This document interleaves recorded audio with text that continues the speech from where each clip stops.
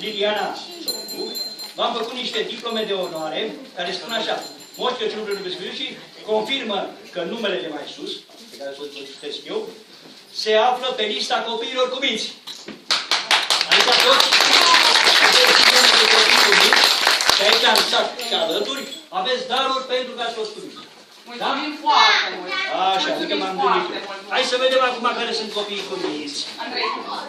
Andrei Brezeanu. Cine e Andrei Brezeanu?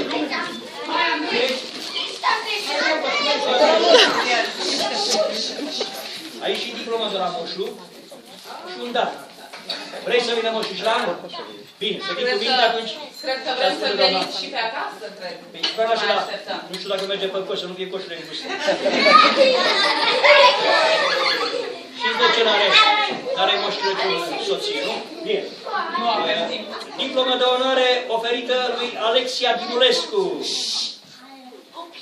Vai, ce simpatie. Vreau să nu faci pe bățul lui Moș. Să le dea dură pe aici. Optim. Și darul lui ai diplomă? Ai și dat. Altă diplomă, Dianei Florea. De aici și de aici. Și tu ai fost așa cuvinte? Cât ești de frumos? Da? Optim. Dar nu prins fac. Nu faceți fotografii? Asta se face acum continuu. Faceți instantanee. Bine. Cristian Drăgan.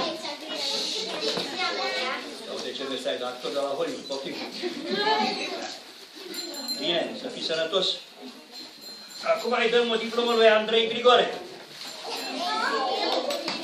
Vă rog, ești luptător de sumă, Poftim diploma? Vrei și darul? Da.